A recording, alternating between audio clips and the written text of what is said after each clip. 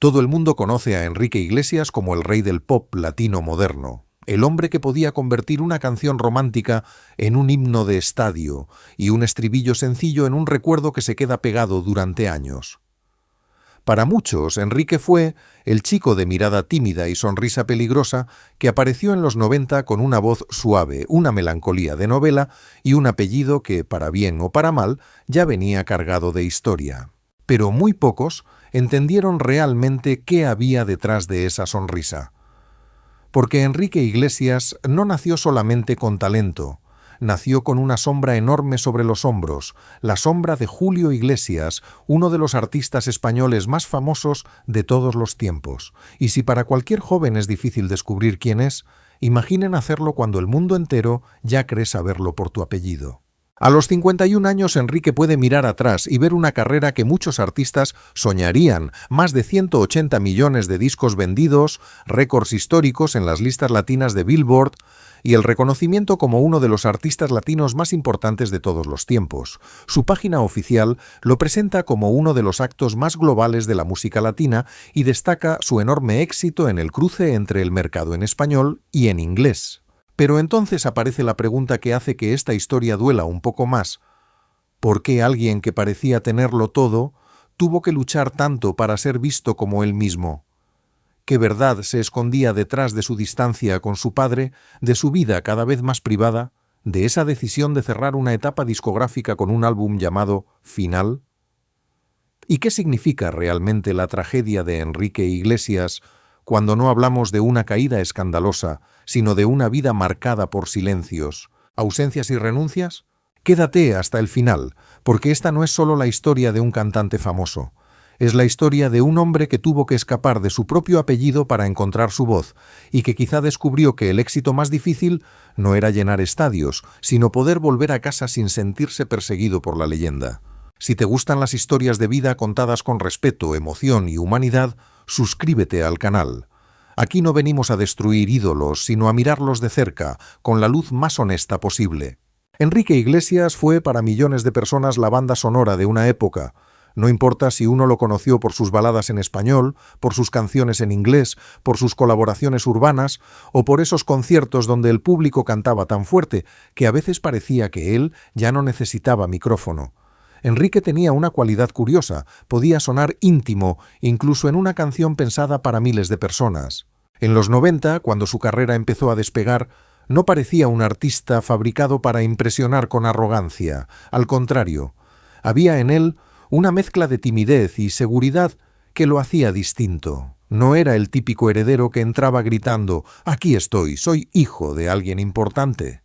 Más bien parecía decir en voz baja «Déjenme intentarlo, pero no me juzguen todavía». Y el público lo dejó intentarlo, luego lo acompañó, y después simplemente no lo soltó. Canciones como Experiencia religiosa, Bailamos, Giro, Escape, Bailando, Súbeme la radio o Duele el corazón, lo convirtieron en una figura capaz de atravesar generaciones. Hubo quienes bailaron sus temas en discotecas, quienes lloraron con sus baladas, quienes lo descubrieron por televisión y quienes llegaron a él por internet. Enrique no se quedó en una sola década. Supo cambiar de piel sin perder del todo esa marca suya, romanticismo, ritmo y una especie de nostalgia que incluso en las canciones más bailables parecía asomarse por una ventana. Su mayor triunfo fue demostrar que un artista latino podía moverse entre idiomas y mercados sin pedir permiso. Antes de que la música latina se convirtiera en el fenómeno global que es hoy, Enrique ya estaba cruzando fronteras, y lo hacía con una fórmula que parecía sencilla, pero no lo era. Canciones directas, emoción reconocible y una imagen de estrella internacional que nunca terminaba de volverse completamente inaccesible. Por eso el público lo quería, porque Enrique era famoso, sí, pero no parecía vivir mirando a los demás desde arriba. Tenía esa forma un poco despeinada, un poco espontánea, de cantar como si estuviera en una fiesta familiar que de pronto se salió de control y terminó con 50.000 personas coreando. Un caos bonito, como suelen ser las mejores noches. Pero cuanto más lo amaban, más tenía que esconder sus zonas frágiles. Porque detrás del artista que hacía cantar a multitudes, había un hombre que había aprendido desde muy joven que el amor, la familia y la fama no siempre caminan en la misma dirección. Enrique Miguel Iglesias Preisler nació en Madrid el 8 de mayo de 1975. Era el hijo menor de Julio Iglesias e Isabel Preisler, dos nombres que no necesitaban presentación en España. Su infancia, vista desde fuera, podía parecer privilegiada, una familia famosa, ambientes elegantes, una vida rodeada de oportunidades. Pero las infancias famosas no siempre son infancias fáciles. A veces son habitaciones bonitas donde falta algo tan básico como normalidad. Cuando uno nace en una casa donde el padre es una leyenda internacional, el apellido puede funcionar como una llave o como una jaula. Para Enrique, probablemente fue ambas cosas. Por un lado le abría puertas invisibles, por otro, hacía que cada paso suyo fuera comparado con pasos que él no había dado. Antes de cantar su primera canción, ya existía una pregunta flotando sobre él. ¿Será como Julio? Y esa pregunta, repetida durante años, puede volverse pesada. Pesada como una maleta que nadie te pidió cargar, pero que igual aparece en todos los aeropuertos de tu vida. Su niñez también estuvo marcada por una separación familiar importante. Tras el secuestro de su abuelo Julio Iglesias Puga, Enrique fue enviado a Miami para vivir con su padre por razones de seguridad. Según Biography, debido a las intensas giras de Julio Iglesias, buena parte de la crianza cotidiana de Enrique recayó en su niñera, Elvira Olivares, a quien más tarde él dedicaría su primer álbum. Ese detalle lo dice casi todo sin necesidad de dramatizar.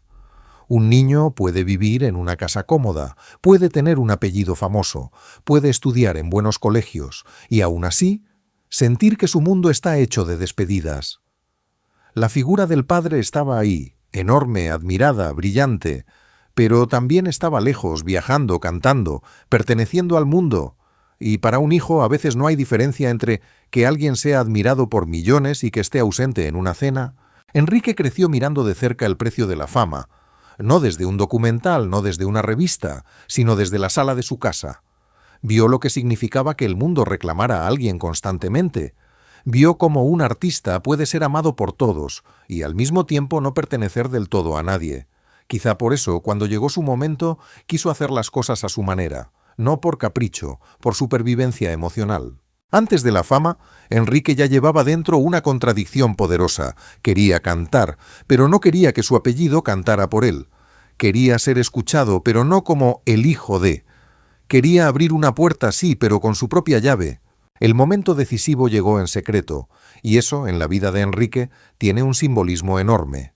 No fue un gran anuncio familiar, no fue una presentación oficial con el apellido Iglesias iluminado en letras doradas, fue casi lo contrario. Un joven grabando demos, buscando productores y usando el nombre Enrique Martínez para que su música no fuera juzgada por su familia. Según Biography, tomó ese camino porque quería lograrlo sin la ayuda de su padre ni de su famoso apellido. Ahí está, la primera gran escena cinematográfica de esta historia. El hijo de Julio Iglesias escondiendo quién era, para descubrir si alguien podía creer en él sin saber de dónde venía. Es una escena silenciosa, pero poderosa. No hay explosiones, no hay persecuciones, no hay villanos, solo un muchacho intentando saber si su voz valía algo por sí sola. Y valía. En 1995 firmó contrato discográfico y lanzó su primer álbum, Enrique Iglesias. La vida que hasta entonces había sido una búsqueda privada empezó a volverse pública. De pronto, aquel joven que escribía y cantaba a escondidas estaba frente a un público real. Y lo más importante, ese público respondía. El éxito llegó rápido, pero no de manera ligera, porque cada aplauso traía también una comparación. Cada entrevista podía convertirse en una pregunta sobre Julio. Cada logro tenía el riesgo de ser leído como una herencia, no como una conquista. Y eso es una de las formas más frustrantes de soledad. Trabajar intensamente para que luego alguien diga que todo fue fácil porque llevas un apellido famoso. Enrique, sin embargo, entendió algo que no todos entienden. El apellido puede abrir una puerta, pero no puede mantener al público cantando durante 30 años, no puede escribir un estribillo que cruza fronteras, no puede sostener una gira, no puede obligar a millones de personas a emocionarse. Para eso hace falta algo más, hace falta conexión. El muchacho que intentó esconder su nombre terminó convirtiéndose en uno de los nombres más reconocibles del pop latino. Pero esa victoria tenía una ironía dolorosa. para ser él mismo, primero tuvo que alejarse de los suyos. Y ahí empezó el precio. El éxito de Enrique Iglesias fue enorme, pero también le quitó una parte importante de su juventud emocional. No hablamos solo de trabajo, viajes, hoteles, escenarios y entrevistas. Hablamos de una vida vivida bajo observación. Enrique no solo tenía que demostrar que podía cantar, tenía que demostrar que merecía existir artísticamente sin pedir permiso a la sombra de su padre. A los 18 años, según contó en una entrevista recogida por Hola, se separó completamente de su familia y durante 10 años no tuvo contacto con su padre. También reconoció que sufrió mucho, pero que su deseo de hacer música a su manera le dio fuerza. Esa confesión cambia la forma de mirar su carrera, porque detrás de cada éxito temprano había también una ruptura. Detrás de cada escenario podía haber una llamada que no se hacía, una conversación pendiente, una herida familiar que no se resolvía. El público veía al joven conquistando América Latina, luego Estados Unidos, luego el mundo. Pero quizá Enrique, en algunas noches de hotel, veía otra cosa, el costo de haber elegido su propio camino. Es fácil romantizar la independencia cuando sale bien, decir, miren, se fue solo y triunfó. Pero vivirlo debió ser mucho menos glamuroso. Separarse de una familia famosa no significa simplemente mudarse, significa desafiar una estructura emocional, romper expectativas, aceptar que algunos silencios pueden durar años. Y aunque Enrique tuviera éxito, ese éxito no borraba la pérdida. A veces incluso la hacía más visible. Porque el aplauso no reemplaza una conversación con un padre, los premios no abrazan, los números 1 no preguntan cómo estás cuando se apagan las luces. Y además estaba el cuerpo.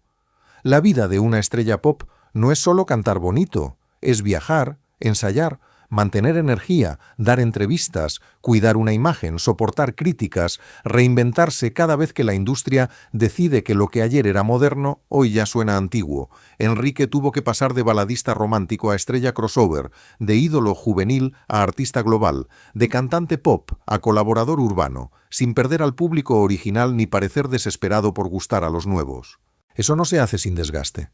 Con los años, su estilo cambió. Su música se volvió más rítmica, más internacional, más conectada con la evolución del pop latino. Algunos fans extrañaban al Enrique de las baladas, otros celebraban al Enrique de las pistas de baile, y él, en medio, hacía equilibrio, como si su carrera fuera una cuerda floja tendida entre la nostalgia y la supervivencia. El precio de ese éxito fue la privacidad, la calma y quizá la posibilidad de equivocarse sin que el mundo lo comentara. Para muchos, Enrique era el hombre que cantaba al amor, pero para él, el amor real siempre estuvo protegido por una muralla. Y esa muralla tenía un nombre: vida privada. La historia de Enrique Iglesias y Anna Kurnikova siempre tuvo algo distinto. No fue una relación construida para vender portadas cada semana. Se conocieron en 2001 durante el videoclip de Escape, y desde entonces se convirtieron en una de las parejas más reservadas del mundo del espectáculo. En un ambiente donde muchas relaciones parecen vivir para la cámara, ellos eligieron casi lo contrario: aparecer poco, hablar poco, mostrar lo justo. Y quizá por eso la prensa nunca dejó de mirar, porque en el mundo de la fama, el silencio suele interpretarse como misterio. Si una pareja se muestra demasiado, se dice que busca atención. Si se muestra poco, se dice que oculta algo. Con los famosos a veces no hay forma de ganar. Uno podría estar comprando pan en silencio y alguien titularía: Enrique Iglesias, crisis con la baguette. Pero más allá del humor, hay algo profundamente humano en la decisión de Enrique de proteger su familia. Después de una infancia atravesada por ausencias, mudanzas y una figura paterna absorbida por la fama, no resulta extraño que quisiera vivir la paternidad de otra manera. Hoy, Enrique y Ana tienen 4 hijos. People informó que su hijo menor, Romeo, nació en diciembre de 2025 y que la pareja también comparte a los mellizos Lucy y Nicholas y a su hija Mary. La paternidad parece haber cambiado el centro de gravedad de Enrique. El artista que alguna vez parecía vivir para giras interminables empezó a mostrarse más selectivo, más reservado, más enfocado en lo familiar. No desapareció de la música, pero sí pareció trazar una línea más clara entre el escenario y la casa. Y eso, para alguien que vio desde niño lo que la fama puede quitarle a una familia, tiene mucho sentido. Ana no fue simplemente la pareja de Enrique, fue una persona que también conocía la presión del foco público. Ella venía del mundo del tenis, de la exposición, de los titulares, de la mirada constante. Según People, Enrique contó que ambos se entendieron porque cada uno conocía de alguna manera el mundo del otro, y que esa comprensión ayudó a fortalecer su vínculo. Esa frase es más importante de lo que parece. A veces el amor no se sostiene solo por pasión, sino por comprensión, por saber cuándo el otro necesita silencio, por no exigir explicaciones cada vez que aparece una sombra, por entender que vivir bajo la mirada pública puede ser agotador, incluso cuando todo parece perfecto. Pero también aquí hay una herida silenciosa. Enrique construyó una familia protegida, casi escondida, como si supiera que lo más valioso de su vida no podía dejarse en manos del espectáculo. Y esa decisión, aunque hermosa, también revela una desconfianza aprendida, la sensación de que la fama, si se le permite entrar demasiado, termina sentándose en la mesa y opinando de todo. La gran pregunta alrededor de Enrique Iglesias siempre fue la misma. ¿Hubo rivalidad real con Julio Iglesias? Durante años se dijo que padre e hijo estaban distanciados, que había orgullo, heridas, competencia, silencios. La prensa especuló muchas veces porque la historia tenía todos los elementos que a los titulares les encantan. Un padre legendario, un hijo exitosísimo, 2 carreras internacionales y una relación que no siempre parecía fácil. Pero reducir esa historia a una rivalidad sería demasiado simple. La relación entre un padre y un hijo no es una competencia musical. Es algo más profundo, más antiguo y más difícil de explicar. Enrique no necesitaba derrotar a Julio, necesitaba separarse de él para poder escucharse a sí mismo. Cuando él contó que estuvo 10 años sin contacto con su padre, no lo hizo como quien busca escándalo. Lo dijo como alguien que reconoce una etapa dolorosa. También admitió que había tenido oportunidades por ser hijo de quien era, pero sostuvo que en la música nadie puede sostener una carrera si no tiene canciones que conecten con el público. Y ahí está el equilibrio más honesto. Sí, Enrique nació con ventajas, negarlo sería absurdo. Pero también cargó con una presión que la mayoría de artistas no conoce. Cada logro suyo podía ser minimizado por el apellido, cada error suyo podía ser amplificado por la comparación, y cada paso hacia su independencia podía sentirse como una traición familiar. A veces el público quiere una respuesta simple: ¿se llevaban bien o mal? ¿Había envidia o no? ¿Julio lo apoyó o no? Pero la vida rara vez funciona así. Puede haber amor y distancia al mismo tiempo, admiración y dolor, orgullo y silencio. Un padre puede ser una inspiración y una herida, un hijo puede querer parecerse y al mismo tiempo necesitar alejarse para respirar. La otra gran pregunta llegó con Final, el proyecto discográfico con el que Enrique anunció el cierre de una etapa de álbumes. Sony Music presentó Final Volumen 2 en 2024 como su 12º y último álbum de estudio, con colaboraciones como Miranda Lambert, María Becerra, Yotuel, Belinda y El Alfa. Muchos se preguntaron si aquello significaba una despedida definitiva. ¿Se retiraba Enrique? ¿Estaba cansado? ¿Ya no quería competir con una industria que cambia a velocidad de vértigo? En 2024, People recogió que él había aclarado previamente que Final no significaba retirarse por completo, seguiría escribiendo canciones, aunque no necesariamente publicando álbumes con la misma frecuencia. Y esa aclaración tiene un tono muy revelador.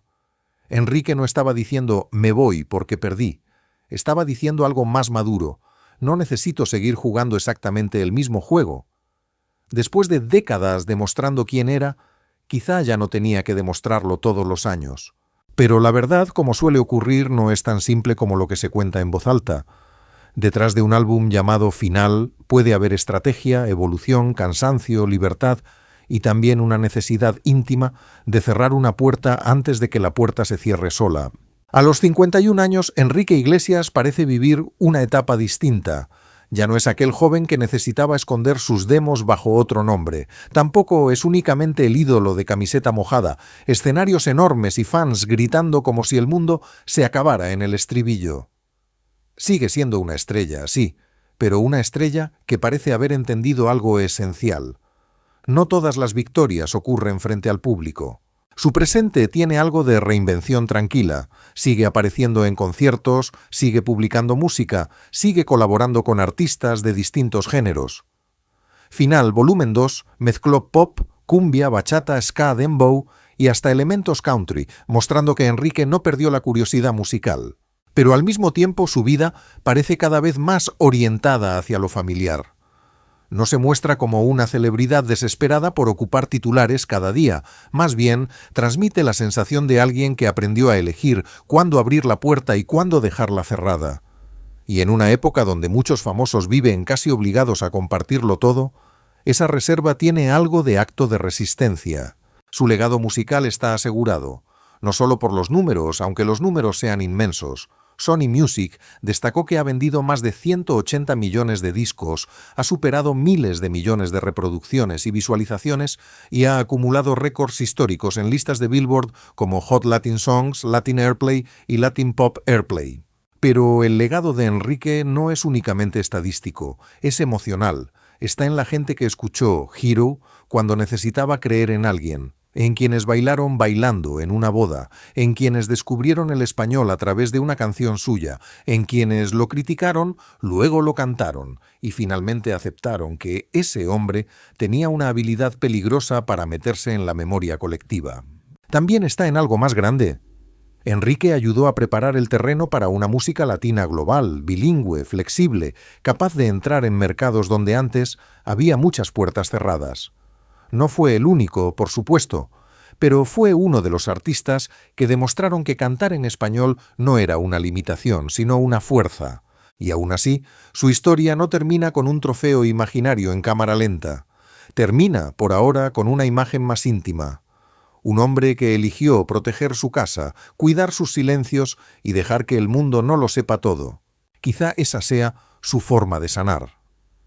Después de crecer con un padre que pertenecía al planeta entero, Enrique parece haber decidido que su familia no tenía que vivir completamente en manos del planeta. Después de pasar años luchando contra la etiqueta de hijo de Julio, se convirtió en padre de una manera más silenciosa, más cercana, más privada. Y ahí hay una especie de círculo emocional. Porque a veces la verdadera revancha no es superar a tu padre en las listas, es no repetir exactamente las mismas ausencias. Entonces, ¿cuál es la tragedia real de Enrique Iglesias? No es que haya fracasado, porque no fracasó. No es que el público lo haya olvidado, porque sigue presente. No es que su carrera terminara en ruinas, porque su música todavía viaja, todavía suena, todavía emociona. La tragedia real de Enrique Iglesias es más sutil. Es haber tenido que luchar por algo que para otros artistas parece natural. El derecho a ser juzgado por su propia voz. Es haber crecido entre privilegios, sí, pero también entre ausencias. Es haber amado la música y, al mismo tiempo, haber tenido que usar la música para separarse de una sombra familiar gigantesca. Es haber convertido el escenario en refugio mientras algunas conversaciones importantes quedaban pendientes en casa. El mundo conoció a Enrique como el galán romántico, el rey del pop latino, el hombre de los récords, el artista que llenaba estadios y cruzaba idiomas. Pero detrás de esa imagen había un niño que fue enviado lejos por seguridad, un adolescente que cantaba en secreto, un joven que se distanció de su padre durante años y un adulto que decidió proteger su vida privada como quien protege una llama pequeña del viento. Y quizá por eso su sonrisa siempre tuvo algo más que encanto. Tenía una especie de prudencia, como si Enrique hubiera aprendido pronto que la fama puede abrazarte con una mano y quitarte algo con la otra. A los 51 años, su biografía no se lee como una caída, sino como una larga búsqueda de identidad. Enrique Iglesias no tuvo que escapar de la pobreza, ni de una industria que no lo miraba, ni de un público indiferente. Tuvo que escapar de una versión de sí mismo que otros habían escrito antes de escucharlo cantar. Y eso también duele, porque a veces la verdadera tragedia no es perder los aplausos, sino descubrir todo lo que uno tuvo que callar mientras el mundo seguía aplaudiendo. Y en el caso de Enrique Iglesias, tal vez lo más conmovedor no sea que haya llegado tan lejos, sino que después de tantos años todavía parezca estar cuidando con delicadeza algo que la fama nunca pudo darle del todo: paz.